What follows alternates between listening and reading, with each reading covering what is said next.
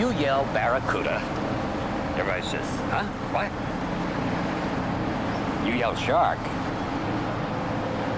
We've got a panic on our hands on the 4th of July.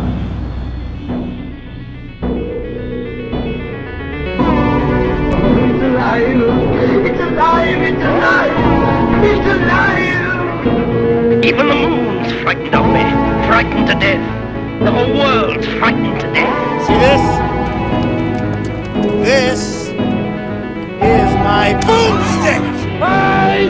Get home, my friend! For a long time! What are you, fucking nuts?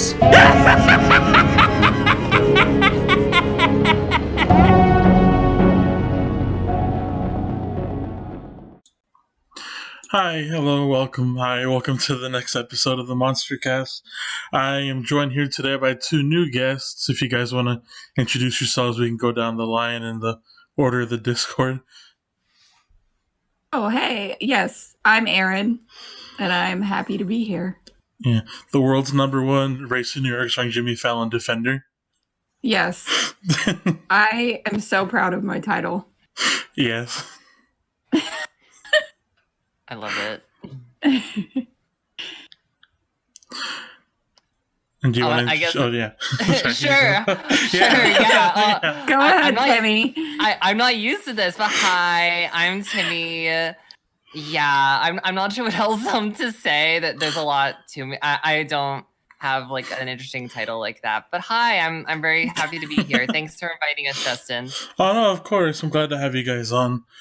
So this one is it's not as long as the last episode, which, oh, by the way, I gotta make a quick disclaimer. For anybody listening from Spotify or Apple Music or anything, our last episode, or our episode 3, has to actually be an exclusive to YouTube because of how fucking massive the file size in Anchor just breaks whenever you try to put it on there. So we can't get it on anything else, so it's just staying to YouTube. We did a 3-hour Halloween Horror Night special for our 3rd episode to celebrate Halloween Horror Nights 30, A Comedy Comes in Threes, with me, our other main host, Christopher, and of course, Jess and Cece from the Scream Queens, and See You at the Movies. And it was a lot of fun. It was a lot. We thought we were just going in for a little hour thing. Let's talk about the spec map. No, it went on for 3 fucking hours. Not shocked. Not shocked. Yeah, we didn't realize how in sync me and Jess actually were with our energy until we recorded. Oh my God. So it was insane. When it comes to haunts and horror, you can't put us in the same room because we'll go on forever. But yeah, it was a lot of fun. Too. Yeah, Good content. Yeah, very good content. The episode was well received, so at least that. Awesome. Yeah, so let's say before we jump into everything, how are you guys? How's everything going? How's life? I'm good. Just living my life, working, tired all the time, but thriving. Yeah, as we all are. Yep. Just the same. It is my birthday today, so yeah, it's your birthday. Happy birthday. Thank you. Yeah, it's my birthday. It's Mother's Day, so it's a lot of festivities, but it's the day he officially becomes a mother. Yeah, I am the mom friend, so it makes sense in the end that my birthday would fall on Mother's Day. So. Yeah. And I'm always the dad friend, so I still have another month.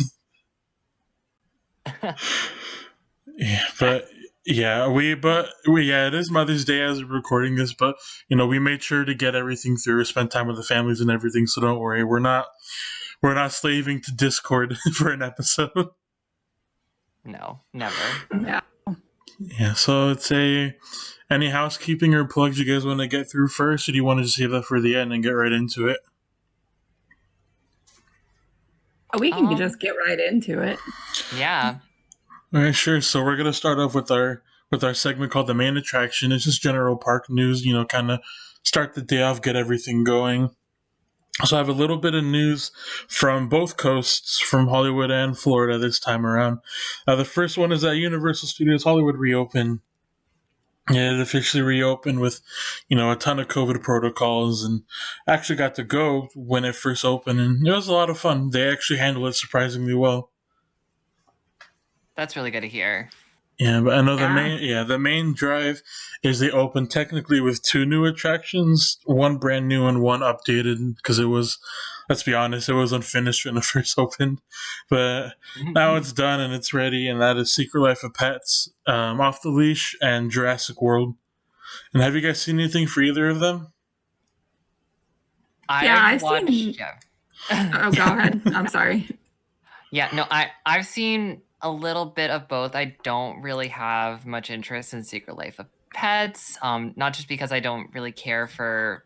I mean, I kind of want to see the movie, but what I've heard about how like the attraction is not exactly all sizes friendly, that kind of puts me off to that. Oh, because actually, it's a dark ride. hang on real quick. Coming from somebody who's very big, I actually fit on the ride just fine, surprisingly. Oh wow! But yeah, the leg room is a little bit squished, but I actually fit just fine. And I've seen people much bigger and much smaller than me fit on it just fine too. It looks uncomfortable from the outside, but once you're actually in the ride, it's surprisingly a pretty comfy fit. Well, damn. Well, I have been mistaken. I also am very tiny, so I'm just hearing it from other people. Yeah, that's okay. I cannot speak from experience. I will say it right Yeah. now. I am 5'10" and I weigh 120 pounds. Like I am not one to speak from experience on that. But I don't like to hear it and I don't like to see it. And Universal has a really, really bad history of it. Like I've experienced it myself. The only ride in the entirety of the Wizarding World of Harry Potter that I fit on is Hagrid's. I don't fit on anything else, but it is what it is. It's not even because of it's not even because I'm fat. I have extremely broad shoulders, so like with Forbidden Journey, I don't fit in the box. Yeah. I'm too wide. I'm not even too too big. I'm just too wide. Yeah, that's like not to go off off a little off topic, but at Disney with like Flight of Passage, like I've seen like some people that like generally like don't fit on certain things like be fine, but the people that struggle are kind of the ones who are like stocky and built because of just like the way the attraction is. Like I fit on Flight of Passage just fine, but it also knocks the wind out of me every single time I go on it, so I kind of limit how many times I do it. Yeah.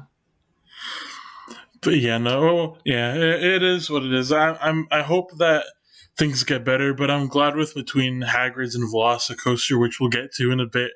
They are starting to lean more a bit towards being more accessible to everyone.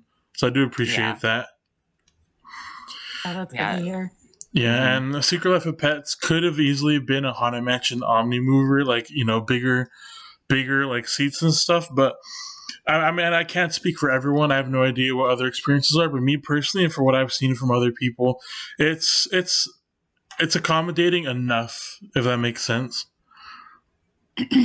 Like, it's about standard Universal ride. It looks a bit unsnug, but once you actually go on the actual ride, it feels fine for the most part. So, do you get adopted? Yes, you do. And fun little tidbit about it. At the very end of the ride, like I guess spoilers for whoever cares about spoilers about a Secret Life of Pets ride.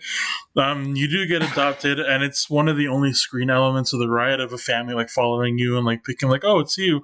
But the families are completely generated, like randomly generated. So you can get like like a lesbian couple or like a dad and a dad and stuff like that. Like it's completely at random to anybody, and it's really sweet. Gay rights the attraction. Yeah, oh my god. Much. Actually, pretty much, yeah. Like you can get like 2 dads or 2 moms or like like interracial family. Like it's completely randomized and it's great. I love that. so cute. I didn't even realize that. I just knew like somebody said like, "Oh, you get adopted," and I was like, "That's a concept." But Yeah. that's so cute. That's a choice, but I love it. Yeah, that's a choice. Yeah, it's a choice. But yeah, I was no. like, what the- Yeah. Overall, it's a good ride. It's not the best like dark ride Universal's ever done because that's ET, but Right. it's really good you. for what it is. Thank you. Say Correct. it louder for the people in the back, okay? Yes, Like, sir. ET is the best dark ride Universal's ever made, and I will not be taking questions at this time. period. No questions from us. Yeah. Nope. I mean, we will just- not disagree. Just that forest smell alone, as soon as it hits you, it's perfect. I miss her. Yeah, and surprisingly enough, Secret Life of Pets actually has some smells throughout the ride too, just like ET. It's kind of subtle, but it does. I So love that. cool. yeah, so like basic stuff like when you're in like the fireworks factory, it smells kind of like smoke and fog, or like when you're at like like the washing place where all the pets are getting all clean and stuff, it smells like soap and things like that, and just like small little subtle things. That's really Aw. cool. Yeah, it's fun. But the Goliath attraction is not Secret Life of Pets. It's actually the now finished Jurassic World the attraction, which is a fucking godsend to Universal Studios. I am obsessed. I like. There are like probably there are not like too many reasons why I would visit Universal Hollywood just because of what has happened to it over the years. But what they did with this attraction to kind of update it and differentiate it from the original Jurassic Park, I like the additions are perfection, and I can't stop watching the videos. I can't. Yeah. I want to ride it so bad. Like I love the shift of when Jurassic World first opened, and it was the early beta version of it, I guess we can call it. The general consensus in Florida was no, keep our Jurassic Park, preserve River Adventure just the same as it was. And then everybody saw the big boy, the Indominus Rex, and I've been seeing more, you know what, Jurassic World will be fine here. yeah, I it's love much that. more of a shift. Yeah, I love that they updated the finale to have it be the battle between the Indominus Rex and the T-Rex. Like, it's perfect.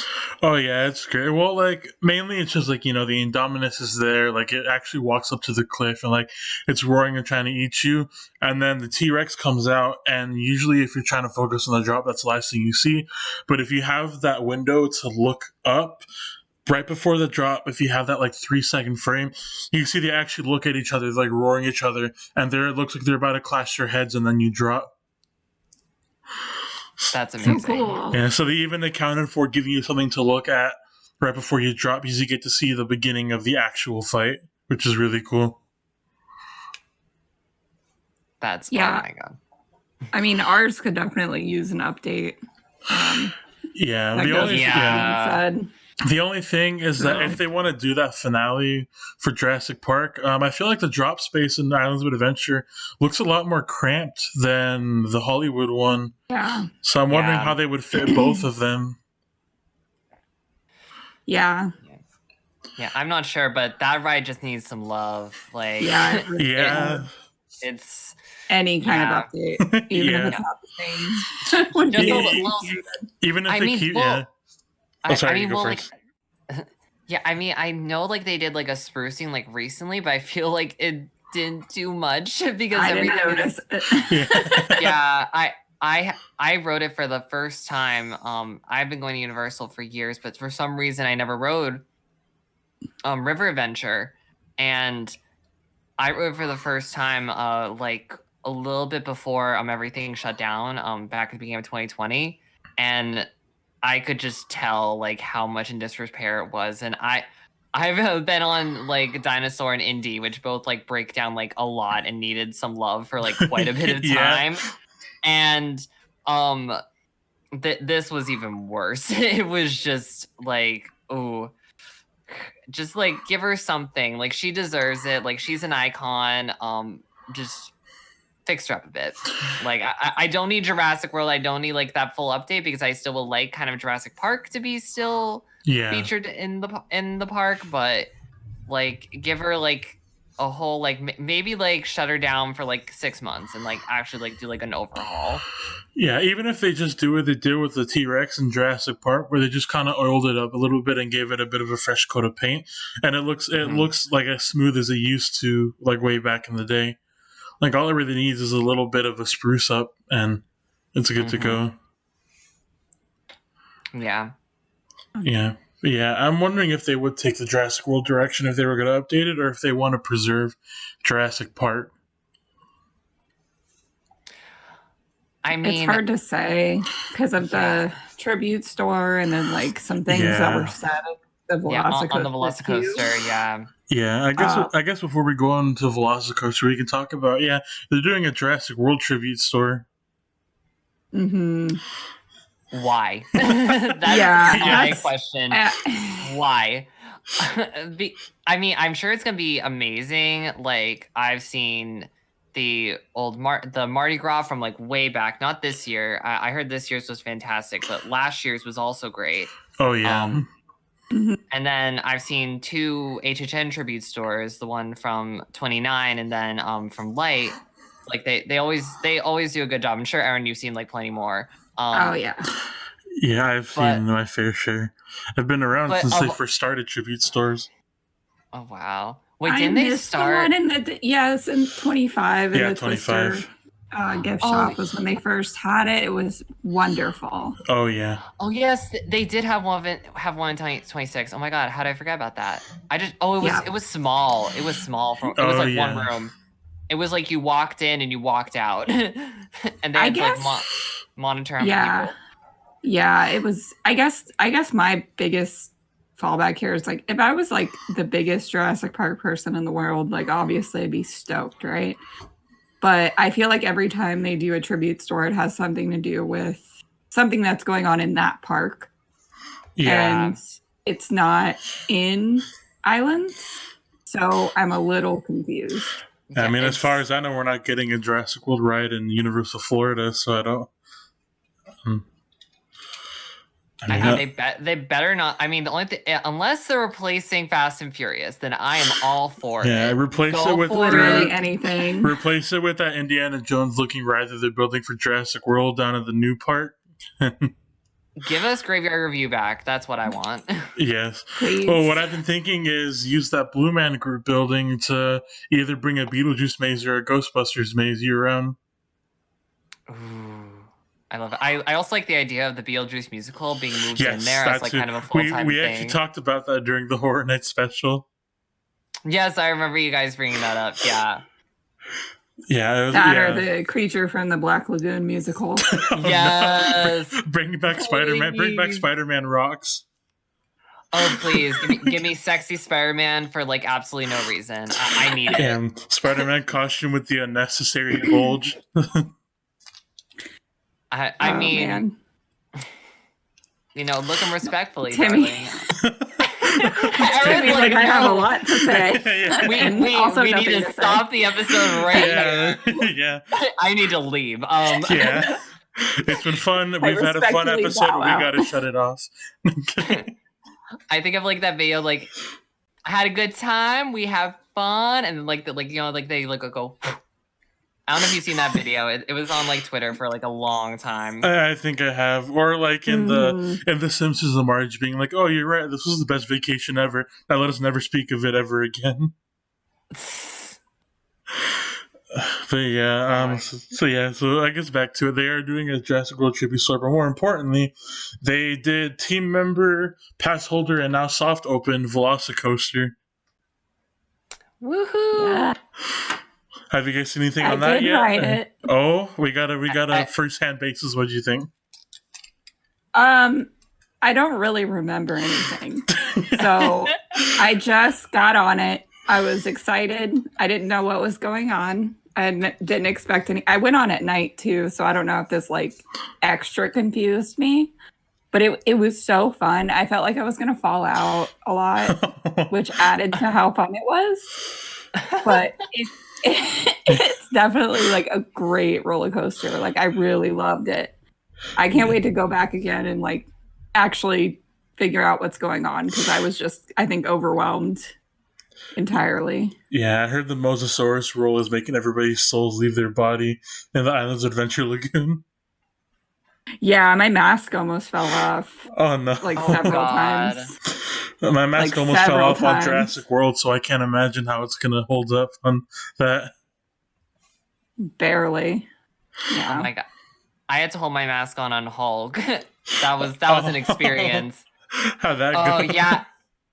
I'm pretty sure that was the first time I ever like almost blacked out on like an attraction because I had to move my head forward to reach my hand. And so Oh, my head God. wanted to go back and I kept it there. So it started like really fucking Oh. with me. It was a really strange experience. It was kind of cool, but like I kind of had a headache when I got off. So Yeah. but I'm so fucking excited. This looks like the sexiest ride ever built. Oh yeah. It is. I'm not even a roller coaster person, and even I agree. Like, yeah, no, the track is fucking sexy. Yeah, the I cars. love roller coasters. So, like, I was, but I don't know any of the terms for roller coasters, if that makes sense. Like, I respect them. I love riding them. But, like, somebody could coaster talk to me, and I'd be like, yeah, Yeah. sure. Coaster What's go an vroom. Yeah, I'm like, Intamin, that's like a donut. Yeah. Like, I don't know what's going on. Into men. I didn't know you were into men. Tragically. Yeah, unfortunately. Yeah, unfortunately. Well, I lucked out being on every spectrum of the plane, so There you go. yeah, Yeah. I'm pansexual, so I'm covered. I'm at least 75% covered. Good. That's good. Yeah, but Tragically straight. We're, So. we're Tragically both stuck. Me and Erin Yeah. have been cursed. I'm attracted to men at what cost? Yeah. I mean, as I quote in the TikTok video, I do not like men. I am attracted to men. Get away from me. Exactly. Oh my god. There's a difference. Yeah. Just to like circle back, like my initial thought was like, this is so much better than Mako because Mako's like my favorite roller coaster. Yeah, that's And what I'm I've been actually hearing from gonna- everyone. Yeah, I'm actually gonna go back to SeaWorld tomorrow and just kind of like closer review, like figure out which one's actually my favorite. Because they both have airtime, which I really enjoy. So That's what I'm excited for. yeah, it's so fun, dude. Like, I'm driving my mom on it when she comes down with me. My Yeah. my almost 6-year-old mother. I'm like, we're doing it, and she's like, I mean, I'm kind of nervous. I might not force her because I know she kind of got really fucked up by Dueling Dragons. oh, Yeah, Dueling Dragons fucked me up. That was an experience. But I hopefully should be able to do it because I think it would be something like at least doing once. hey, Yeah. but like she can still go through the queue. Yeah. That's is, like, true. Amazing. So Oh, speaking of the queue, can we talk about the new locker system? Because Oh yeah. yes. I'm I'm here for it. Like I love taking pictures of stuff, and I know like everybody's posted like the same picture of the raptor statue, but I Yeah. wanted my own picture of the raptor statue, Mhm. So it was nice because I lost my glasses, like my actual prescription glasses on Hulk one time. So like I have 0% chance of taking anything on a ride with me. Like I'm terrified. I'm absolutely Same. terrified of wearing sunglasses. Like even the mask thing kind of freaks me out because I'm like, I won't wear my Jaws masks on rides because I don't want to lose them. Yeah. But like, I love the locker system because you can kind of like, keep your stuff together and you don't have to worry about it until you get, to the ride entrance basically. And it's nice because then you can like, have your phone on you and not have to worry. And it's a really cool system. I do see it getting a little bit stopping the line a bit just because you kind of go into this room and you put it in the locker and I just feel like it's going to get a little testy, I guess, when it officially opens, but we'll see how that goes.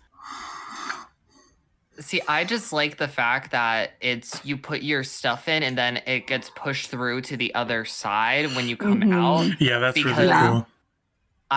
I've dealt with the universal locker system and I hate it so much coming from someone who spent so much time at Disney where they like build their rides with the intention of you being able to bring your stuff on the ride with you and it being safe.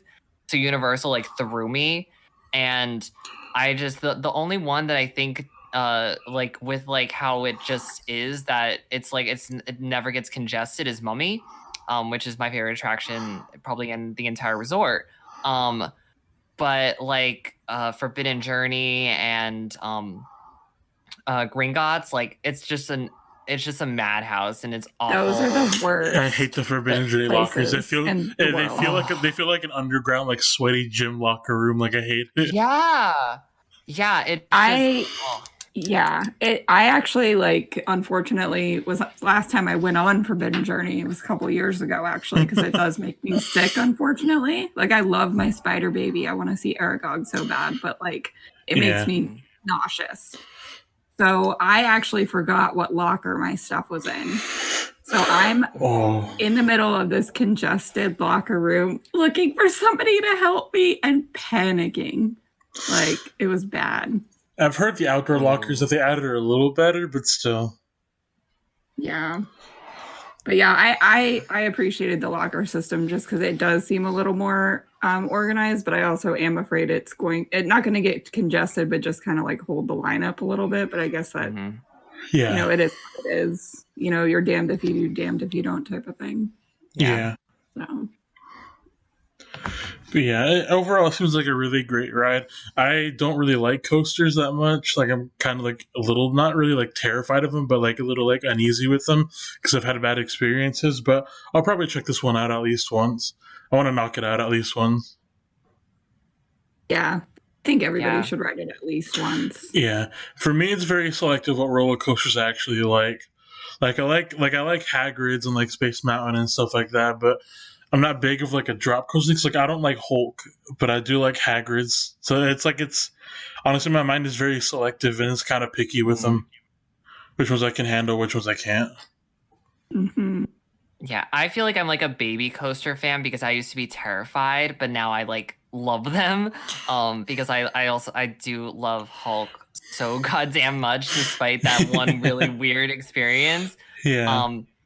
But I also do have like kind of like a personal thing with this because a bunch of my old coworkers when I worked back at Disney are now working Velocicoasters. So like I'm like, oh, wow. it's not just getting to ride it, but also getting to see them because I haven't seen a lot of them in over like a year.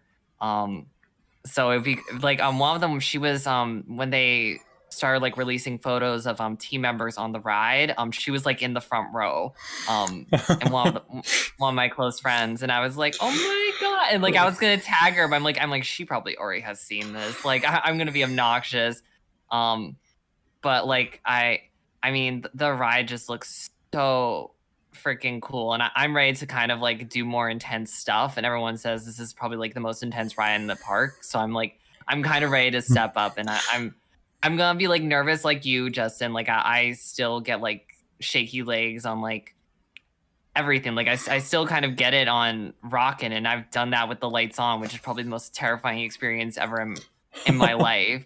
Oh yeah, Rockin' is more mortifying with the lights on than the lights off. Yeah, because the track is so close. Like I didn't expect that. It's like Space Mountain 2.0. Oh, okay. So I've done Space Mountain with the lights on. It's really not that great. It kind of makes the ride not like less scary, like significantly. It's even worse at Disneyland. Trust me, Disneyland it makes it scarier because you don't realize how close everything is to you until you're right there. I straight up because I have long arms. I cannot put them up because they will smack the railing at the top. It's that close to you. Yeah, I mean, well, Disneyland has like double seats, and I've been on Disneyland too, which I don't prefer it as much as most people do, but I do prefer when it's hyperspace. Yes, I actually prefer it when it's Ghost. I actually prefer it when it's Ghost Galaxy because it genuinely traumatizes people and it's funny. I mean, Deep Space Mountain, where they turned all the lights off and Oh just played yeah. spooky music at Disney World. That shook me. I was not prepared Yeah, for the that was fact that great.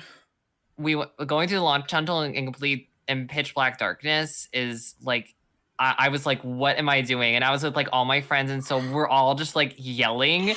And we're like, what the fuck? And then it was amazing. But we should get back to talking about Velocicoaster.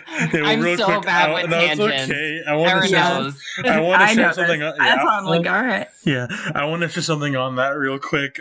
With the Deep Space Mountain, it's even worse if you get the right track, because even though it's so tiny, the right track has that actual little drop. In Deep Space Mountain, your soul leaves your body during that. Because you can never like anticipate it, and like I've seen it, like people are like, oh, having a fun time, like they're having a great time, but then as soon as you hit that drop, as soon as it's over, the car's just quiet the rest of the way down. Yep. I will say, I know you guys say like, oh, Velocicoaster is probably the most intense ride at the parks. I disagree. It's obviously Fast and the Furious supercharged with the mental toll it takes on you. It's Shrek 40. Yeah. So I rode Shrek 40 for the first time in like years, a couple months back, and I was not ready for it. It was a little too much for me. So I was more afraid on Shrek 40 than I was on Velocicoaster. Oh my God. I've never done Shrek 40. What's gonna move? It's so bad. Like, yeah, I'm like. Also, can I just say real quick? Oh, sorry, I'll let you go to say, but can I just say real quick? As soon as I got to go on Secret Life of Pets at Hollywood, I was like, oh, this is Shrek's grave. I'm like, oh, if they're gonna do anything to Shrek, they're gonna put this ride right next to the other Illumination ride. And I don't know how much of a lifespan Shrek has left, but it'll live forever eternally on Netflix in 2D. Yep. Oh my god. Yeah, I've never done it, so I can't like talk to it. But you've never done Shrek 4D? I've never done it. The closest I've gotten was doing Krampus, and then all the times that I did Killer Clowns. And Killer Clowns. I spent a lot of time doing Killer Clowns. That is my second most done house at Halloween Horror Nights. I fucking love that house. Nico be damned. Okay. Oh my god. I'm actually gonna try to make Beetlejuice my record for the most times I've gone through a single maze. My record right now is actually Tomb of the Ancients. Oh wow. Is the one that I've done the most out of all of them. I don't think I've ever counted, but I'm assuming it's Slaughter Cinema. Probably. See, I'm a sucker for Tomb of the Ancients because I love that, like Explorers, Adventures, Indiana Jones kind of aesthetic. And Tomb of the Ancients was just kind of a horror take on that. And I was like, oh, this is beautiful. It's perfect. It was really just Indiana Jones Q turned into a haunted house, honestly. Yep. Mm-hmm. It really was. I wish I had gone to do that one more than once, because apparently when we got out of the house, one of the people that I was with had like gone like multiple nights, like she had been going for years, and she turned around and said like there were some people missing, and I was like, I still thought it was really cool, and I still haven't done a house that felt as enclosed as that did. I think Nightingales came close, but like just the claustrophobia in that house was like unmatched. Depths of Fear came kind of close in that claustrophobia, because just the knowledge of being like underwater is kind of crazy. Just as much as I would love BioShock at Horror Nights, I'm worried that it's going to cause so many anxiety attacks for people at the same time. Yeah, because BioShock takes place at like the very bottom of the ocean, pretty much. Ooh. Yeah, but yeah. So I guess all in all, with that whole segment, Velocicoaster's technically kind of out. we're back to it. All comes back to Velocicoaster. We encourage tangents on here. Don't worry. Good. You got the right people. we promise we're excited for Velocicoaster. Yeah, we promise we are. my Hard Rock Express Pass, if they allow Express Pass by September, that's where it's going. I am just booking it. I will ditch my group to go ride that. Oh my god! Something that not a lot of people know about me, and it's not really controversial. Just kind of something like an opinion that surprises people. My favorite Universal ride, just off a personal, like emotional, like kind of experience, is actually the Simpsons ride. Believe it or not. Really? Because never heard anybody say that. Because Really? because the very first time that I went to Universal Hollywood that I can remember, I don't mean to get negative, so I'll keep it quick. When I was younger, growing up, I had epilepsy, like seizures and stuff. It's grown out by now, but the very first time I had a seizure, I had like a metal trash can in my room that I would keep there at the time. I actually slammed my head on it. And I don't know if it was related to that or the seizure, the mixture of like, because your brain kind of like not softens up, but it gets kind of wiry with the mixture of that and the head damage. Any and all memories before and during that, I completely lost them. I had to be recapped of my entire life pretty much in the hospital because I forgot everything, even down to who my family was. So the very first time that I actually remember my own personal memory going to Universal again was for the opening of the Simpsons ride. And that's why. Aww. Sweet, though. I love that. I do love that. So that's my personal story. I always get told like the Simpsons ride, like Mummy and Jurassic Park are right next to like downstairs. Like what about? Like no, because this one is the first Universal trip that I remember myself that I wasn't recapped like in the hospital. Like oh yeah, by the way, you went to this. Like no, like it was my first one back. Sweet though. Yeah. I love that. I love that for you. Thank you. Yeah, like even outside of that, I know people obviously like Back to the Future more because it is a better ride. Like when when you get down to the technicals, like yeah, it's a much better ride than Simpsons. But I think Simpsons is really good for what it is because my thing with theme park rides that I always kind of catch.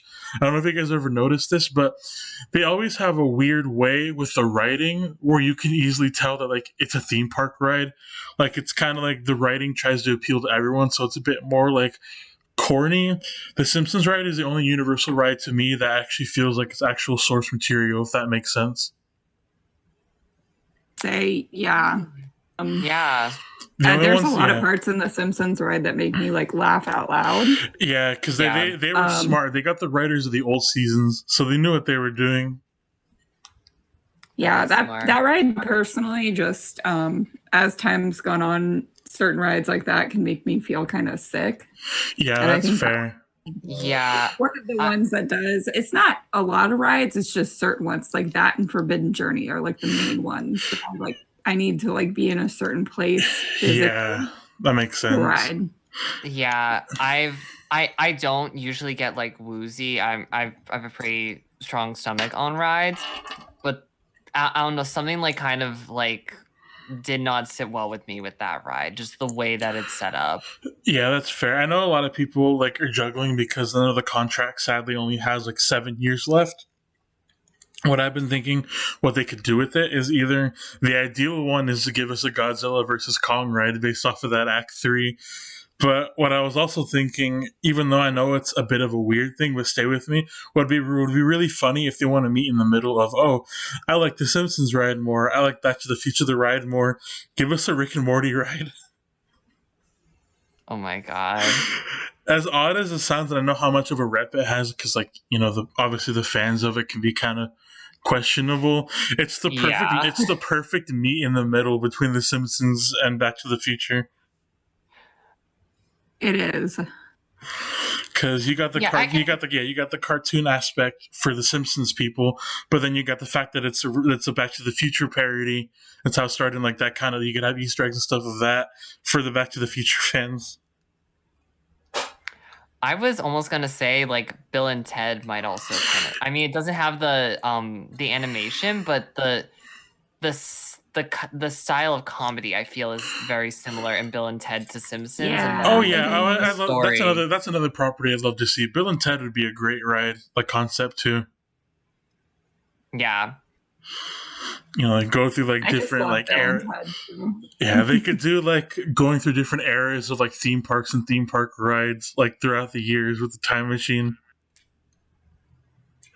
Different eras of like Yeah. Universal. Oh, it rides. would be So, it would That be would an be so excuse. cool. so there's a chance Yeah, for me to see my favorite ride again. So you're saying there's a chance.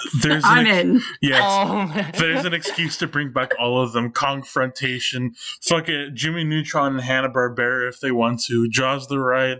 Just a way to bring back all the old rides in one. Just do a Bill and Ted ride. Yep. Or you could also have a ride like that hosted by Doc Brown to appeal to the Back to the Future the Ride people. Yeah, I think at a certain point, though, it's like, we all have, for me especially, like, we hold on to the past so dearly and we're just like, oh my God, I want it back. But it's like at a certain point, something's kind of got to give. You got to move on. If I can move on from the Great Movie Ride being taken out. Me and too. That was rough. Sorry. If I can move on. If I can move on from Jaws, anybody can move on. Anybody. Yeah. Our favorite shark got replaced by a preteen with a stick. Hey, at least Harry Potter, not Fast and Furious. Yeah, it could have been Fast worse. and Furious took over 2 attractions, not just one, 2 with that We garbage. get Fast and the Furious Land with the roller coaster for Tokyo Drift, where it's just you going sideways up a hill the whole time. It's a party bus. It's a party bus coaster. It's just a party bus coaster, but it's not a coaster. It's just screens. It goes the up Disney a College lot. program, the ride. That's what. Shut up. and once you get off the ride, they give you $3 for your whole day of hard work. Stop. We're going real bad here. Yeah, we're going. I don't want the mouse to come to my door with a metal bat coming from my knees. Rat? I shouldn't say that. Yeah. So it's the other I'm not thing. bitter. Yeah. So 2 more things that I want to talk about in this segment, or actually 3 that we can kind of lighten you around through real quick. Well, not really, but Horror Nights construction is going on both coasts. How do you guys feel about that? That we're actually getting a Horror Nights and it's getting set in motion. I'm excited for anything. Yeah. Yeah. Yeah. I just want my ticket, Yeah, they need to put tickets on sale. I don't care if we only know 2 of the mazes. I just want to get my ticket already because I'm trying to ensure that I can go every single day that I'm going to be down there. Yeah. I mean, I will say, like, whenever that Beetlejuice announcement hit, God, that was such an overwhelming day for me because I think that was like the same day that like the last episode of WandaVision came on. I was like, yeah, it was. Yeah, so we got big old mess. We got final. Big old mess. Yeah. Think about it. In one day, we got final WandaVision. We got Beetlejuice at Horror Nights. We got the Horror Nights 30 confirmation, and we got dates. Like I think all of us were. Yep. I will say like that whole announcement for me kind of like solidified it, and it just felt like real again. So like as much as I'm not like a big construction person, like no offense, but like whenever I see like construction, I'm like that's cool, but like I'm give me my ticket, Yeah. Yeah, exactly. Yeah, I might just buy a frequent fear. I don't know if it's going to be a reservation thing or what they're planning for this year. But with how quickly things are shuffling back, I think we might get the most normal Horror Nights we can, at least in terms of ticketing. Like, it'll be like you buy your ticket and then it's first come, first serve on the day kind of situation again. Yeah. I mean, they've been walking back because, like, I went back. I mean, Erin has gone, like, a lot more than I have, but even when I was there, like at the end of October when HHN Light was ending, like it kind of still felt almost like a normal park day, and normal type of like horror night scenario, except it was the daytime. That was the only thing. So I mean, I still was like, okay, like I can see them doing like the reservations and things like that because horror nights can get really packed, severely.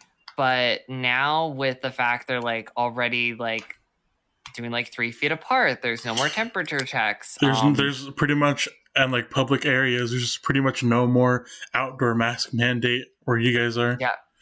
Even where I am too, they're lifting it. So it's crazy. I mean, Yes, but the parks are still. Yeah, I know implementing about it. that. Yeah, which I hope that stays the same.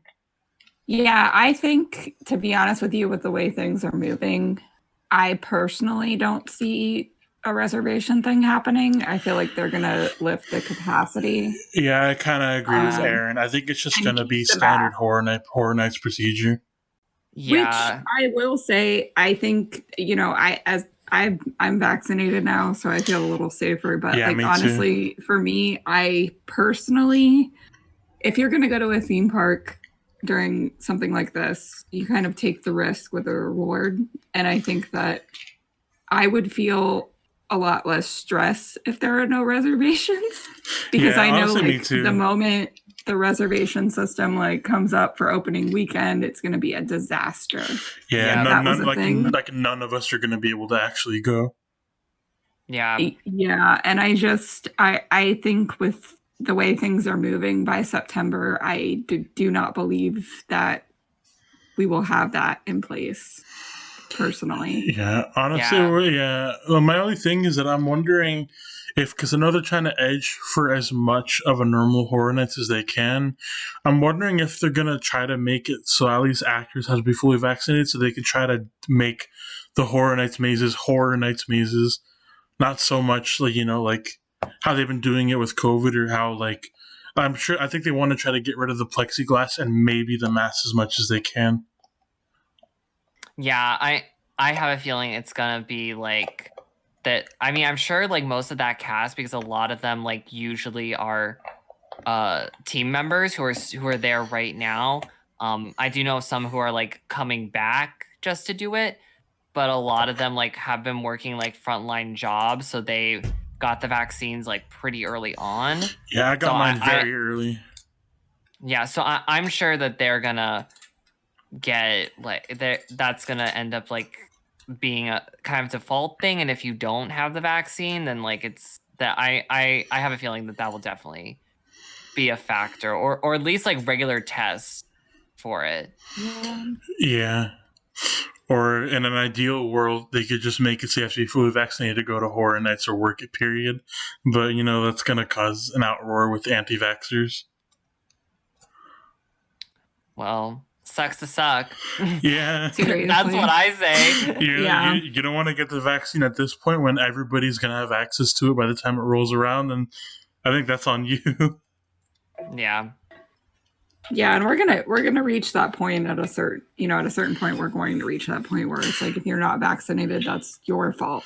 I fully feel like I think the best of both worlds would, or at least in our situation, just do a normal Horror Nights, but make it so you either to work it and to actually go. Even if it's not a daytime universal like the ease up on that, but just for Horror Nights, you have to be fully vaccinated with at least the vaccine card. Yep. I'm sure they're gonna start putting things for like travel too. They actually are, so I'm wondering how that's gonna go. Yeah. Well, I'll be vaccinated by June, so I have that at least.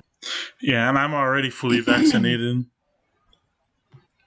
I'm jealous of y'all. Get your vaccines, folks. Hey, don't be a bitch. Yeah, you got the first one. Yeah, I'm half vaccinated as of Friday, so.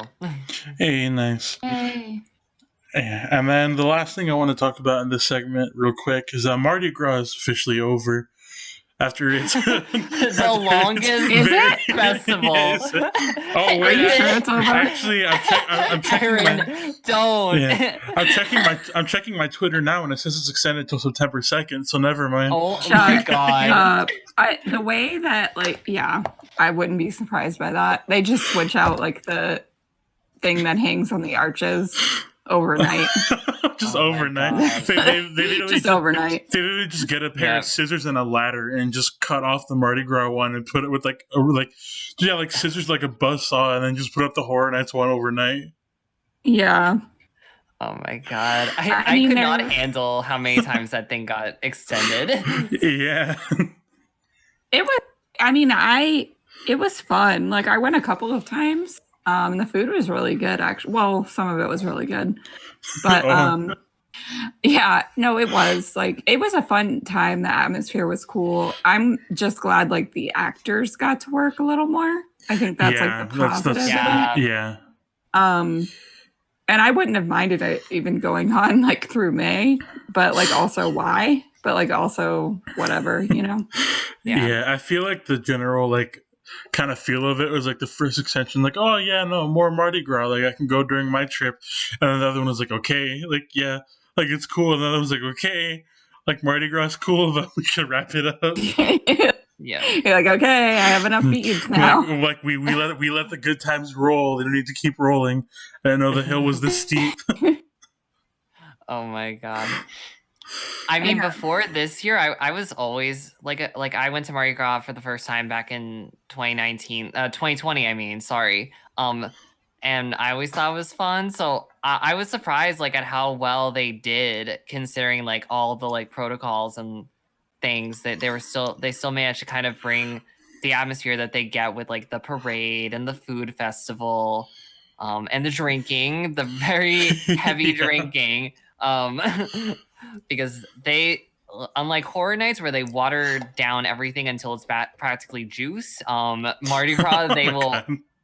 Oh, it is night and day. I was shook the first time I had a Mardi Gras drink. Yeah, I actually don't drink, so I've never had any of the universal drinks. It's hit or miss. Some are really strong and pretty good, and then I'm really excited to try that circus peanut one. I'm kidding. Oh, that was gone before I got there. Thank God. Thank God. But I had the Nugaru. That was good. Oh my god. Did you ever have the circus peanut, Erin?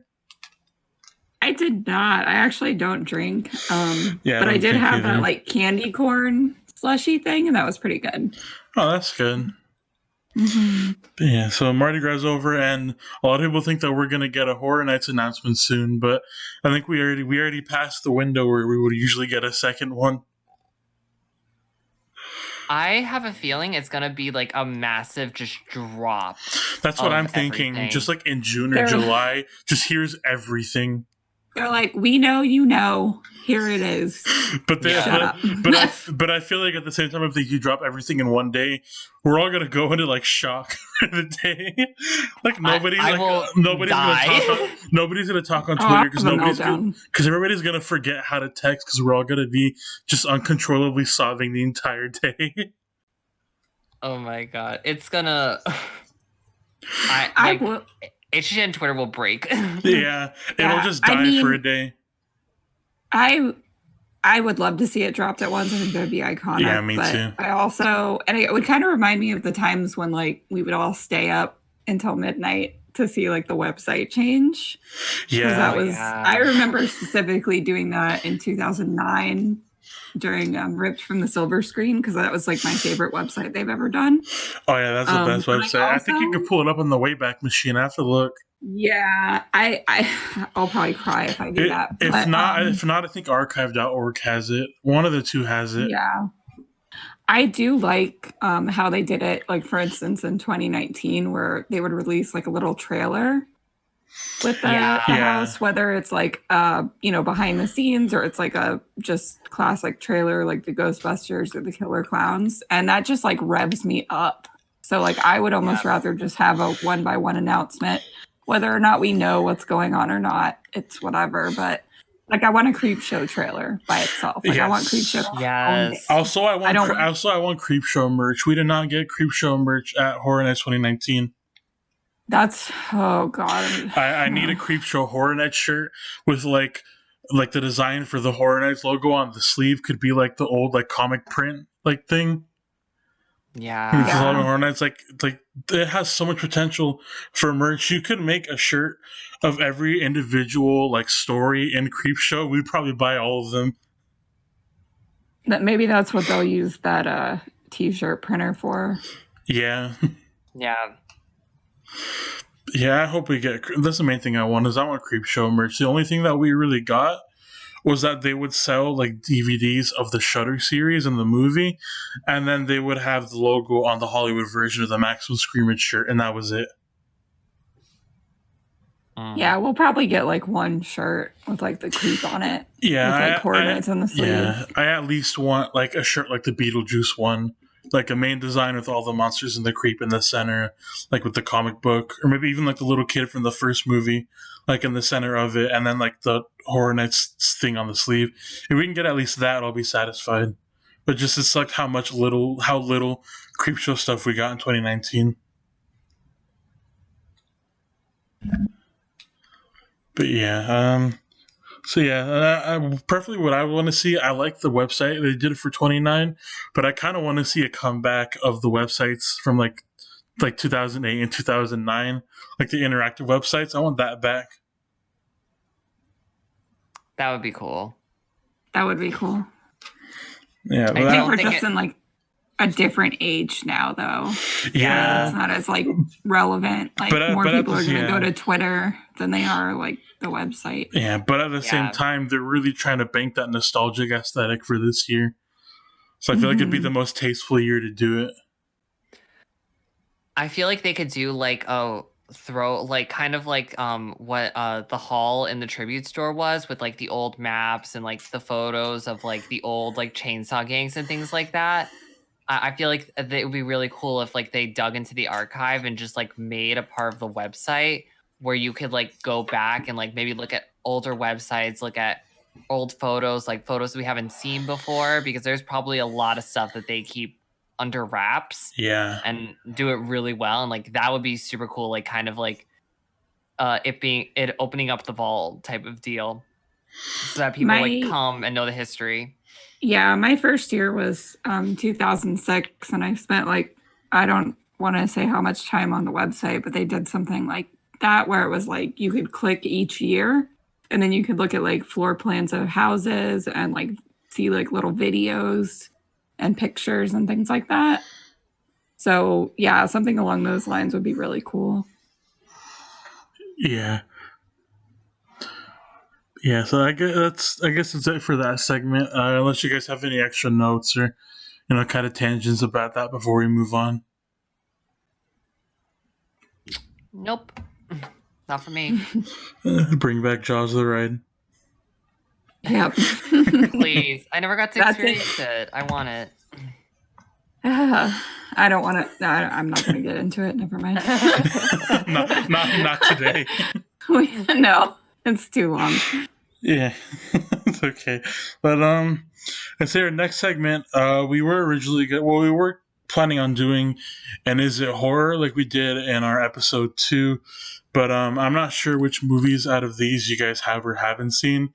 If you want, you can just say like not the exact names, but which out of the number, which ones you guys haven't seen, and we can just do the ones that you guys have seen. I mean, we can just like do all of them, because I feel like I generally know about the ones that I don't know enough to say, because I've only seen 2, so like I feel like that cuts the list down a lot. I've seen 2, and I think they're 2 different ones. Yeah. Well then, I guess we can just keep it short. Which are the 2 out of these that you have seen without saying the names? Like, we have like 1, 2, 3, 4, 5. Like, which ones have you guys seen out of those by saying the numbers, and we could just do those 2. I've only seen 1 and 2. I've seen 1 and 4. Okay, then we'll just do those 3. So the way Is It Horror works is just a quick little game that we like to do, where we just kind of debate: is this horror? Is this a horror movie? Pretty much, we pick kind of morally gray areas of the genre. And we kind of think like, can we officially crown this as horror, or where would it stand on the spectrum? Pretty much. Okay. So the first one we have, I guess I can ask: do you guys think that Coraline is a horror film? Oh, absolutely. Yes. And what makes you guys think that it's a horror film? The Other Mother. You know what? That's fair. she is terrifying. I mean, I love that movie so much that, like, I've seen it like many times, like so many times. It's so good. I mean, Leica is. I'm pretty, Coraline's Leica, correct? Yes, Coraline's Leica. That was like the rise to fame. Yeah, it's so good, but it has some scary imagery. Like not even just the other mother. Like there's some other stuff that goes on in the other world that's like really like kind of borderline body horror type stuff. Mm-hmm. But I think it's kind of in the vein of Scary Stories to Tell in the Dark, or Goosebumps, like the original Goosebumps. Like it's not like your typical horror, but I feel like it's gateway horror. Like a kid who would eventually like watch like the Jasons and the Freddys and all that type of stuff. That they would watch this when like they were younger to kind of just warm them up to that kind of experience. Yeah. And I'm actually on the same page in that one, that I do think Coraline's a horror film, or at the very least horror adjacent. Yeah. Yeah, but it is a very this is not really a jump scare horror film.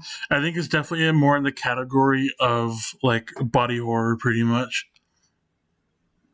Yeah, and also kind of like unsettling, because I feel like that whole movie, there's something off. Yeah, they do really well of tonally making you feel very unsettled. It's a very if anyone hasn't seen Coraline, like please do yourself a favor. Yeah, what I like to call that kind of like aesthetic feel in horror films, like that specific kind of look, I call it Alice in Wonderland horror. That very like mystical but still kind of freaky kind of horror, when it feels like it's like a world like that, like something you'd see from a Tim Burton movie, say, for example, just scaled up to 1,000,000. Is that I like to call Alice in Wonderland horror. Interesting. Yeah. I've only seen it once. I just know I was like very unsettled by it, and I was wondering if it was actually like a kids movie. So. It kind of is, but it's more like not an adult film, but not a kids movie either, but not really that much of a teen movie. It's like a for everyone movie. There's a little bit for everyone. And like the horror community, like you can show your kids if you like spooky stuff, but for the average kid viewer, it might be too scary at the same time. Yeah. So the next one we have on here, do you guys think that Paranorman, their other movie, is horror? Yes. Like that movie pays homage to classic horror in like the best ways. Yeah, I fully agree. But Erin, you say you haven't never seen Paranorman. I'm gonna have to watch it after this, because I've heard nothing but good things about it. It's free on YouTube. Yeah, it is free on YouTube. Ooh. And it is in my opinion, it's a phenomenal movie. It is. It makes me cry. It is just so beautiful. And the story, it kind of feels like the elongated, improved version of that first episode of the second season of Creepshow. If you get my it's not as dark. It kind of takes a more paranormal type of route rather than kind of a monster type of route, but it's rooted in the same classic monsters kind of feel. Yeah, and it's much. I feel like it's a bit more wholesome too.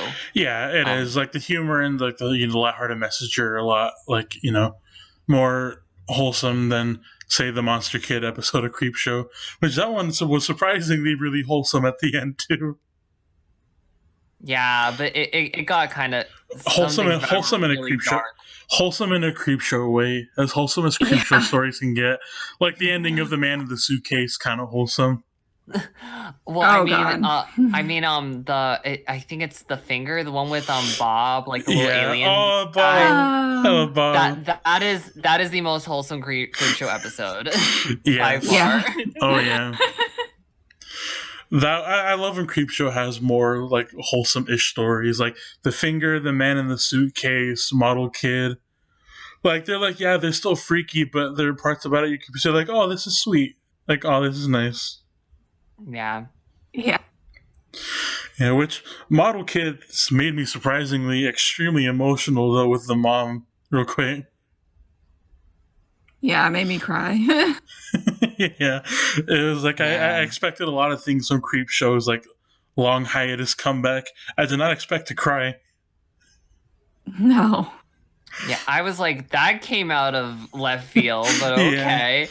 But I mean, she comes back from the dead technically to give him the whole like monster kits and stuff, and like they're together through the screen. So I guess she's kind of back, kind of not.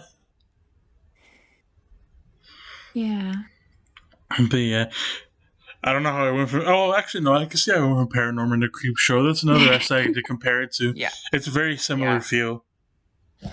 Yeah, I think it's better in many ways personally. Yeah. I feel like I think Norman is a much more enjoyable character than what they wrote for the kid. But we're not comparing them. We're not comparing him. Yeah. But I love the film. Like, it's I feel like it kind of got swept under the rug. I mean, I didn't get really to it until did. last year. Yeah, I didn't get to it until last year, and I just Yeah. Oh, I I love saw it it. so I much. saw it in theaters, and it was like a love letter to my at the time little kid who loves monsters heart. Yeah. Like that. Like I that was really like. feel like I have to see it. Yeah, like And- everybody has a movie that it's not made just for you, but depending on the time period when you watch it, you feel like it was just for you. With me liking horror as a Yeah. kid at the time, that was my this movie is just for me kind of movie. Oh yeah. I mean, it has a beautiful message, like just about like accepting people for their differences and not judging people. Like it does it in a really, really smart and nuanced way that is very sensitive to like the subject in many ways. And so that's what really stood out to me about it. Yeah, that's another aspect of it that stood out to me as being an outcast kid. It also really helped in that kind of regard. Being an outcast kid who likes horror, it's extremely easy to put yourself in the shoes of Norman. And it's just a really good movie. Erin, since you haven't seen it, you need to watch it like today. Yeah. Definitely want to watch it for sure. You probably will It's a cry quick though. watch. It's a quick watch, but you probably will cry because it does get really emotional though. Mm-hmm. I probably will cry. Yeah, I had a friend recently who was binging all the Kung Fu Panda movies for the first time, and they got through the first one, and they were already emotional. I was like, oh, like wait till you get to 2. They're like, what? I haven't seen Kung Fu Panda, so Yeah, I haven't none of either. them. They're good. Well, they're like good, cute movies, but number 2 is probably one of the most powerful, emotional animated movies ever written. Like wow. it hits you like a bullet train. Like it's a lot, and you wouldn't expect it from a series with a name like Kung Fu Panda. But Oh my god. Why is it always the second one that's the one that they make like Yeah. super emotional? Like Guardians of the Galaxy, they're like, we're gonna make this one just make you hurt. yeah, And like we're gonna bring up like father issues out of all the topics, and me coming from like like a father issue, like growing up child, I was like, I'm not ready for this movie at all, and I wasn't. I was a wreck. Oh. no. Yeah, it's a lot, but yeah, I'd say Paranorman is definitely a horror film. It's like one big homage to Creepshow, the Night of the Living Dead, Mm-hmm. and like it's got all kinds of horror Easter eggs and stuff too. Like it makes fun, yeah. like it makes fun of like Halloween and Friday the 13th and all kinds of stuff too. Mm-hmm. It's amazing. And it subtly dropped one of the first like officially spoken in movie gay characters in animated movies. Yeah, in children's movies, and I love the way they did it. It's so subtle, but it's perfect, and it actually made like news headlines when the movie came out. Funny enough, it was kind of funny. Yeah. But I mean, like, for the way they did it, like, I will go in on queer representation and, excuse me, what's good and what's bad. Well, we still have a lot of time if you want to just get into it.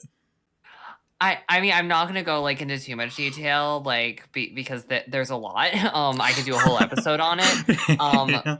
But with Paranorman, like the gay representation in children's films is kind of become in some ways like not that great. It's become very forced. Yeah, well, lately, but- very recently, we just got amazing representation with the Mitchells versus the Machines. I need to watch that.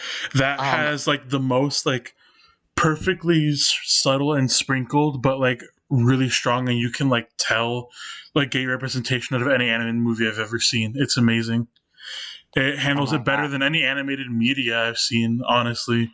Like better than how Steven Universe handles stuff like that. Like it does it so it feels naturally. Like it feels like you belong, but you're not being pandered to for money. Like it's just right. It is just right. Yeah, that's where I think Paranorman falls, because even though like it's a quick moment, they didn't kind of like with Disney when they released the Beauty and the Beast live action, they were like, we have a gay moment in the film, and it was literally like a split second that you blink and you miss it. Just like finding Dory. Yeah, which like that was like rumored, so I don't even know if that's like actually true. But with this, the way they did it was just it fit kind of the point of the film, and it just kind of fit the character really well. Because it's there's an iconic himbo, Erin, in this. You will love him. He's one of the most iconic himbos of them all.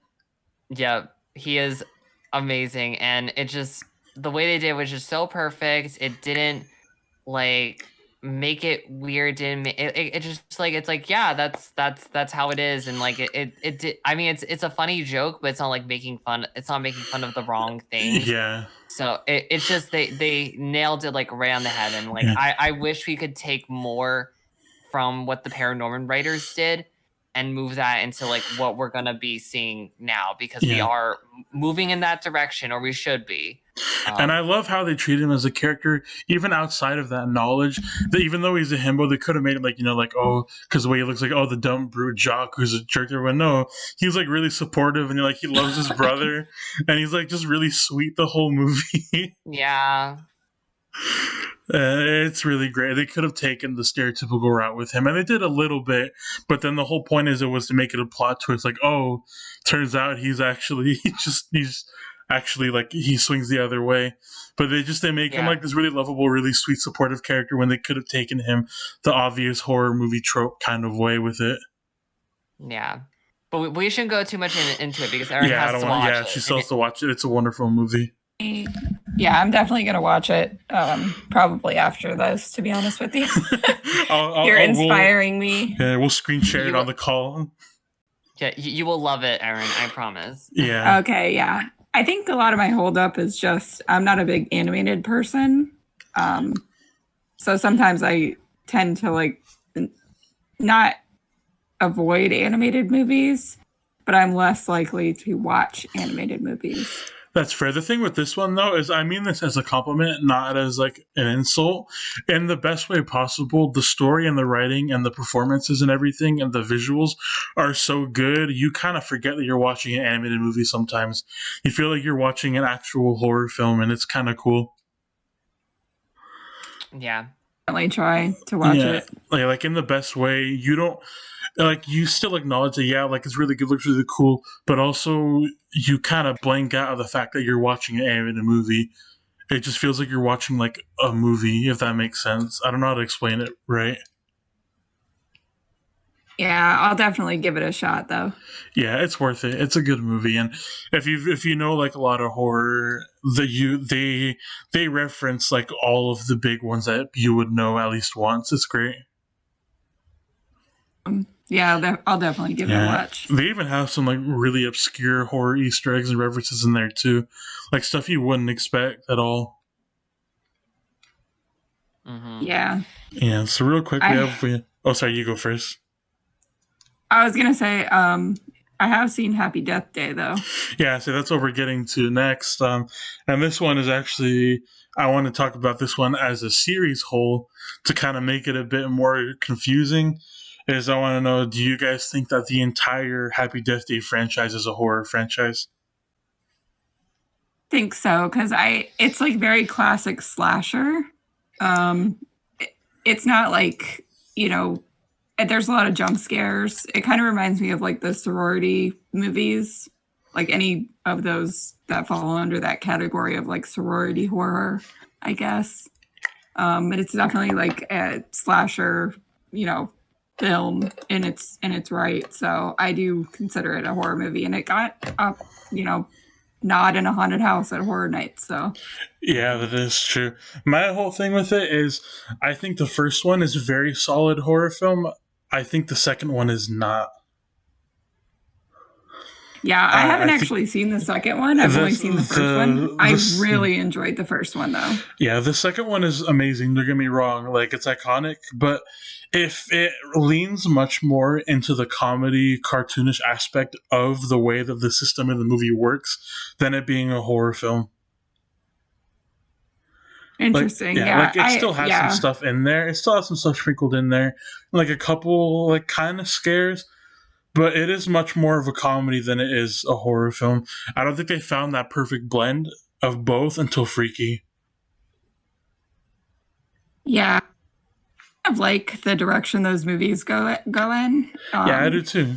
With the like Blumhouse type of like horror comedy ish movies, they're always just fun to watch. Yeah. I think Blumhouse should really harp more on their horror comedies, because I feel like that's their strong suit. And as far as I know, I think the next big one that we're getting, unless they have another one planned up until it comes out, actually is Five Nights at Freddy's.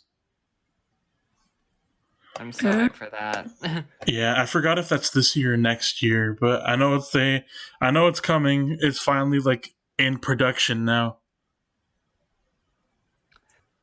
Yeah, I know there's like other movies like it, but I don't really know much about it, but we'll see what happens when it comes out. Yeah, I'm calling it now. 31 or 32 or 33, it's going to be a Horror Nights house. You know they're going to want to. Or it's going to have some kind of Horror Nights homage.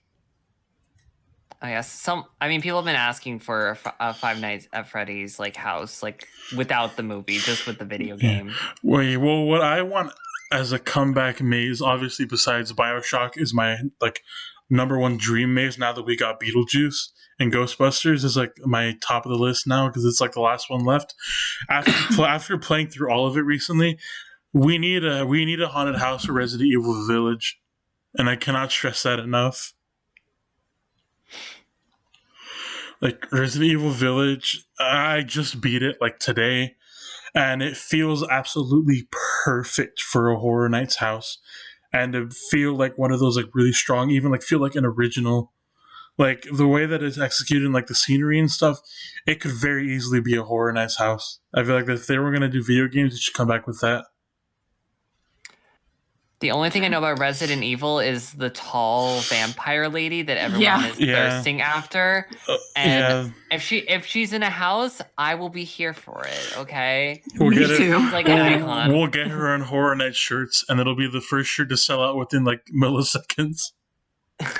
Oh god! Give me a crop top with her on it, okay? just a crop top of like those ones, like the Beetlejuice shirt, where it's like the costume shirt. Oh yeah. But you could just pretend that you have double G titties for a bit, you know? Yeah, I don't know. There's a lot of things. I feel like Resident Evil deserves another chance. I talked about this in the Horror Night special. I thought the Resident Evil house was good. I don't care what anybody says. Yeah, I went into it. I didn't really know what was going on. I mean, I enjoyed it, but it's just one of those things that it's not like my cup of tea, so I'm not as like into that's fair. You really had to understand at least the second and third game to really understand what's going on. But it was a good house. I thought Silent Hill was pretty good too, but I kind of like Silent Hill in Hollywood more than I did in Florida. I'm not a big video game person unless it's like Animal Crossing. So let's hope. That's me with Pokemon. I like know nothing. Yeah, Pokemon Snap. Well, let's hope that we get an Animal Crossing haunted house at Horror Nights 31. Oh my god. It'll just be Bunny Day.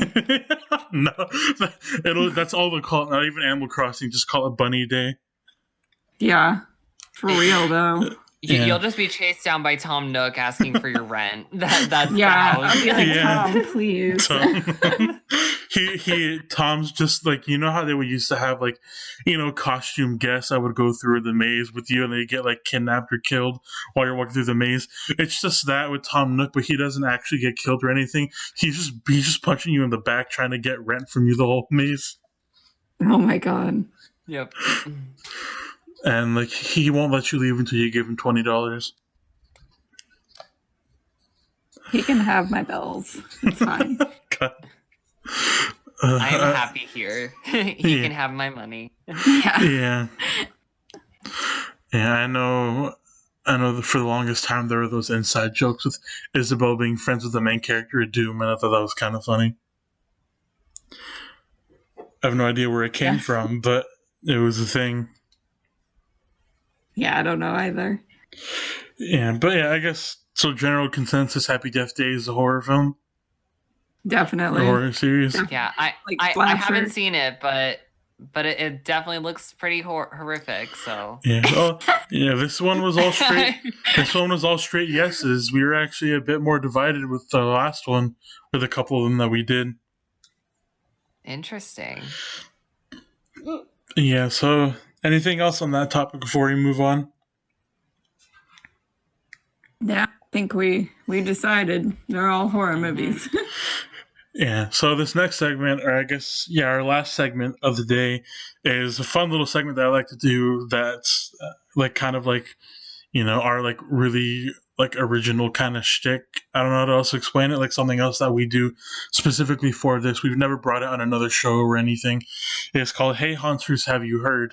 Which is where I bring, at least to the general haunt community, so far nobody here has known any of the stuff that I've talked about. A really like indie like horror project, whether it's a movie or a YouTube series or anything, or like an unknown like video game ARG kind of thing in the community, but not very well known. And I ask like, "Hey, Hunters, have you heard?" And then we go into it. I go into it, and then I kind of get your guys' general reactions to it. And you guys are free to like look it up and look at the visuals and stuff while I talk about it. But are you guys ready for what we have for this week? I don't know if any of you guys have ever heard of this or not. But you guys ready? Sure, I'm excited. So, Hey Hunters, have you heard of Harmony and Horror, aka the Baddington Tapes? No. No, it sounds weirdly familiar though. Okay, good. So this is actually a genre of VHS horror, like not really. Kind of like it's a genre of found footage VHS horror, and it's a YouTube series. But the take on it is that it's an animated VHS horror series. And it is the way that this genre kind of started is, I want to say about a year or two ago, this genre got a resurgence as like a YouTube series kind of thing by a lot of people, because a YouTuber by the name of Squimpus McGrimpus started a Five Nights at Freddy's fan series called Five Nights at Freddy's VHS, which was a series of VHS tapes within the story that were actually like found footage, but it felt like authentic, like you found something on the dark web that you're not supposed to watch. It's kind of the feel that it goes for. And this is this guy's take on it. But the reason I wanted to bring up this one and not Five Nights at Freddy's VHS is only because it's an original series. It is actually the scariest out of all of them.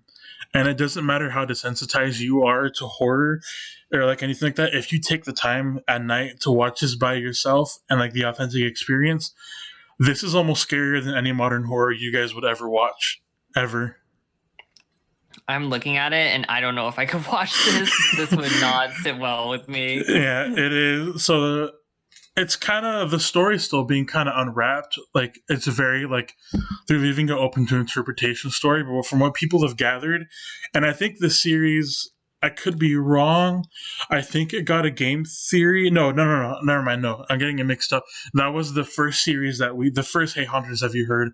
Got a game theory video, but this one is like very not well known. So the story is, it is about a dad and his brother who start a toy store, like a Geppetto's like kind of toy shop thing. And the dad is kind of an abusive figure to his family. He's like desperate for power, and as he realizes from his brother, he's starting to kind of lose a grasp on like, oh, the family's realizing that there are better members of the family. Like, I could lose my power over these people. He pretty much goes insane and he kills his family and turns them into toys. And this story is pretty much about the story of him making them into toys and like, that trauma and that stuff, but also ends with him kind of being tempted, like tormented and messed with by his own creations, like either like Dr. Frankenstein kind of situation. And I guess where the story is right now is he gets killed by his brother that he turns into a mascot costume of the toy store called the Ice Cream Man. Is the general story, is like the long story short story of it. I'm trying to look it up now. How do you spell it? Harmony and horror. Harmony and horror. Okay. Yeah. Sorry. I heard you say something else and I was looking that up. And I was like, what? And it's a YouTube series. There's only one season right now. You can find like a playlist of the full thing. But they're currently working on a season 2 and a video game. Oh no. And it is, and I don't think so. This is coming from someone who is completely desensitized to just about all horror. Like, I just played through the entire Resident Evil Village with a straight, like, deadpan face. Like, yeah, I enjoyed it, but it never scared me. Like, I'm pretty... You'll even see it if you guys ever go with me through a Horror Nights maze. I like to appreciate the details and the gimmicks of everything, and like the actors and everything.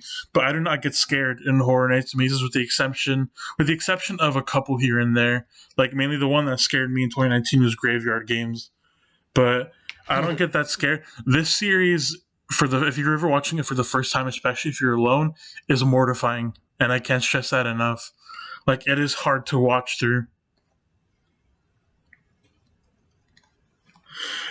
I'm definitely not going to be watching this at night, so count me out. Neither am I. That's the authentic experience, but like, obviously you can still watch it with friends and stuff, and like, it's a bit better to handle with a group of friends, but it is intense, is the best way to put it. Like, usually with these series, it's kind of unpredictable because some people will make it so it's just full of like jump scares and like, oh, like getting you back to back to back, like like Paranormal Activity kind of stuff. And like, some of them are just psychological, like The Shining. It just messes with you, but you won't get jump scared or anything. This one finds a blend of both, and it messes with your head so much it's not even funny. Like, this is the kind of horror property where after you're through it, you need to sit down and like, you gotta watch like Teletubbies as a palate cleanser.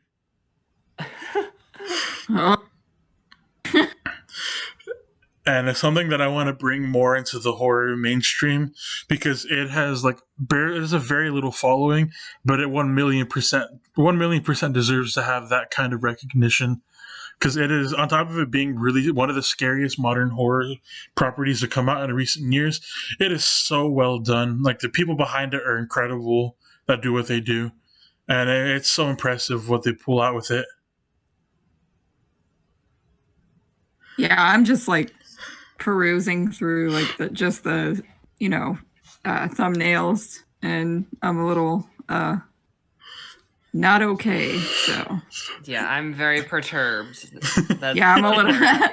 I'm so glad my cat is here. Yeah, and that's just the thumbnails. The actual series itself it's a lot. The best one, but also the scariest one of them all, is actually a Christmas special that they did, I want to say last year. And it was the only one that I've known that got pretty infamous for genuinely scarring people, and it almost got taken off of YouTube before. Oh wow. Like, it has like a mature like rating on it, like, so you won't get like ads or like you get ads obviously, but you won't get like other video suggestions or anything because it's technically like an adult rated episode. And it's crazy. As far as I know, I think it's much more popular in the UK than it is in the US. But it's something that I want to introduce to US audiences here for people that listen to it. Because if you haven't watched it, I can't recommend it enough. But also have like your supportive pet or like some friends with you. Because if you watch it by yourself, it will fuck with you. It doesn't matter if you can watch and like laugh through like the Firefly trilogy movies or like the most goriest, like scariest stuff ever. This one will fuck with you, and that is a given. All right. Yeah, I'm going to take that warning to heart. Yeah. Same. So keep bring some friends over. Have like your dog or your cat with you, but do not watch it by yourself. And I learned that the hard way. I binged through this entire series at like 2 a.m. Oh no. Yeah, and I'd say overall, if you watch all of it in one go, if you want to, it's actually the length of a movie. Like you can watch it as a movie too. It's about like around an hour 50-ish, around there. So if you wanted to, you could like compile all of these and watch it as a horror film, which is another really good thing. So in a way, it's kind of a horror movie too if you want to make it a horror film. It depends on how much you can sit through in one sitting. Well, I'll definitely be watching Paranorman tonight. Yes. You can use Paranorman as a palate cleanser for this. Yep. True. Yeah, True but that. I definitely recommend watching it, even if you watch it in broad daylight for like the first time, and then save a nighttime viewing for after you've seen it and are familiar with it. And there's still more to unravel. Again, they're doing a second season and they're trying to get a game going for it. But it is the best way to describe it is like when it comes to aesthetics, you know how Five Nights at Freddy's is very capturing that, like, oh, like as a child when you go to Chuck E. Cheese, like kind of feel. Like making a horror twist on that. This is like a horror twist on like Saturday morning, like toy ads and like cartoon shows and stuff like that.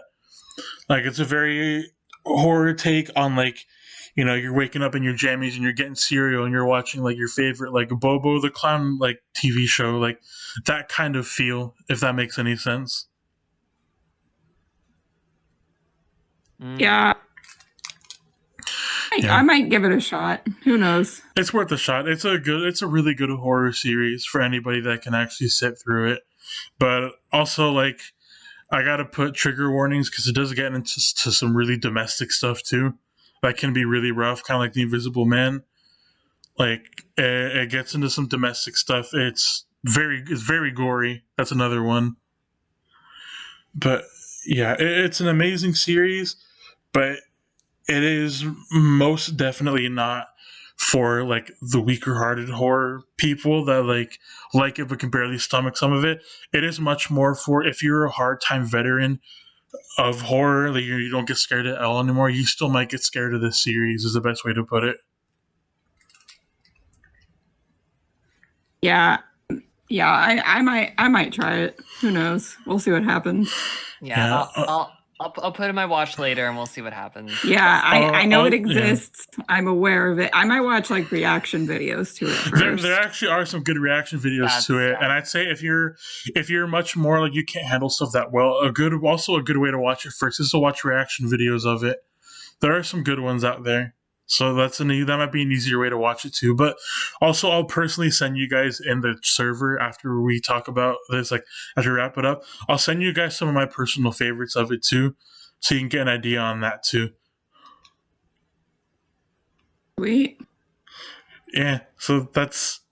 I don't really know how else to add. That's harmony in horror. I definitely recommend it. It's really good, but if you're much weaker to horror, I guess, I don't know how else to put it, than you are like with like the average veteran, I'd say either watch a reaction video or watch it snuggled up with a pet or get some friends together and watch it together in like the middle of the day. If you're more of a veteran, you might be fine watching it by yourself at night, but I know it's kind of corny to say that about some horror stuff if you're more used to it. No, this one is like a whole new level. Like it is like if you've never seen modern VHS horror, like obviously we're familiar with like Paranormal Activity and stuff. This is a much different direction that almost no horror fan is used to. This is like something that you've never seen. It genuinely feels like, even though like yeah, it's like intended for you to watch and enjoy, it genuinely feels like you shouldn't be watching it in the best way possible. It feels like you stumbled upon something that you really shouldn't have, and it makes you feel like a little bit unsafe, honestly. Oh no, I always feel like I'm in danger, so that might not be good. Yeah, like it feels like something that, in the best way possible, it feels like something you're not supposed to be watching. So I guess with that, it's good that yeah. it's good that you're bringing it to light. So it's definitely we'll look into it. I think. Yeah, that's what I have it on my YouTube now. That's what the segment's for. I want to bring stuff that more to light. Like our first time we ever did this, I brought up an ongoing ARG kind of web series / video game thing of an ongoing, as we're recording and talking about the still ongoing mystery kind of story kind of thing, a horror story kind of thing called Catastrophe Crow, which was really good and definitely brought like some people in this community more into light about it, and I was able to help introduce it to some more people, and that was a lot of fun. So yeah, that's mainly what the series is for, is I bring stuff that you wouldn't traditionally know about, and I picked a good one because you guys didn't know about this at all, to kind of bring into light every episode. I love that. Cool, yeah. Yeah, so I guess before we wrap things up, any other notes on any of the segments we talked about? Any other any tangents you want to get out or anything like that? I think we covered it. Yeah, I think I got all my stuff out. Yeah. Oh, well, real quick before we go, do you guys want to plug your work or any of your handles or anything like that? Sure. So, if you want to find me after listening to me ramble on and do whatever here, you can find me on Instagram, Twitter, and TikTok at Queen Timothy I. That's KWEEN Timothy, and then I, like the Roman numeral, because I am the first, the one, the only. You also can check out my I have my own podcast called In the Queen's Throne Room. It's kind of just general everything podcast. We do a little pop culture, we do movies, we talk about theme parks, we talk about horror across the board. We talk about some important issues, things like that. Most recently I did an Oscars episode with my friend Jordan. Warning, that episode is like 3 hours long because we had a lot of content to cover, but it was really fun. I am planning now for hopefully a Pride Month, trying to get a big group of LGBTQ plus creators of all I love that. kinds. Yeah. I try to keep a diverse guest group going through, just to have that kind of diverse opinions. I like that. Yeah. It's kind of we like to do that. We like to do that on here too. Actually, we try to keep it, very diverse, and we find a mix. Like, we'll still obviously have our friends in the community, but I like to keep the guest list very diverse and open to literally anybody with this kind of background. Even if you just have a general interest, you could be a purely Disney on social media, but you like horror kind of person. I like to have anybody and everybody on here. Just to make it a show for everyone. I love that. But yeah, that's one thing I'm working on right now. And that's my podcast, again, In the Queen's Throne Room. And that can be heard on any listening platform. And then updates, asking for guest spots, announcements, things like that are on Twitter, which is at ITKTR Podcast, which is just the abbreviation and podcast. But that's where you can find me. Oh, is it my turn? Yeah. So sorry. It's okay. So my personal Instagram and Twitter is Crazy Shark Lady, for obvious reasons. But I also have a podcast as well that I'm on with my friend Kay. It's called Babes with the Power. and we're just like two old 90s ladies. We're very tired. And we like talking about movies. So it's a fairly new podcast. Our handle on Twitter is Babes Podcast, and then on Instagram it's Babes Podcast 1990. So yeah, we just started out and we are looking forward to future episodes. We actually think we're going to do something spooky next time. So. Ooh. Yes. Yeah, we love I think I that. know what it is. I'm not going to say because I like how you guys keep it mystery, but I think I know what it is. Yeah. Yeah. I'll you can tell me your guess later. Yeah. So yeah, and of course I'll link your guys' stuff in the description and everything when we release it. Should hopefully be within the same day of us recording this on Mother's Day. If not today, then tomorrow, but luckily since this episode will fit the Anchor file, I should be able to upload it today. So it will be up in the next couple hours or so. But I guess with that, we can wrap things up. So thank you for tuning into the Monster Cast. Real quick to get some housekeeping done in this little podcast. Within the next week or so, we will have a couple of one-on-one interviews, which I'm calling the Monster Cast Haunters Appreciation Branch, where I come on with one other person, whether it's a scare actor, a maze designer, a creative, like a makeup artist, anybody in the industry, and just give them the floor to talk about their experiences, what their characters are, if they're a scare actor, their backstory. Just kind of introduce them into the light to bring that more into the mainstream too. Because obviously, like the general public, when you go to haunts, depending on who you are, especially with haunts like Not Scary Farm, a lot of people don't know about the underlying deep-rooted stories that are involved with these haunts. Besides, Horror Nights probably made it mainstream before any other haunt. Let's be honest. Just kind of like, give these scare actors a window to talk about, their personal experiences or their in-character experiences, stuff like that. So we have a couple of people lined up, some really great people from both coasts. So you guys should hear that within the next couple of weeks or so. Hopefully, if all goes well within this week, we'll have about 3 of them up. So I'd say with that, we'll see you guys next time around. It was really great having you guys on. Thank you for having me. I loved it. Yeah, that was so much fun. Thank you so much for having us. Of course, and you guys are welcome back on anytime. Thank you. Yay. So I guess with that, we'll see you guys next time. Bye.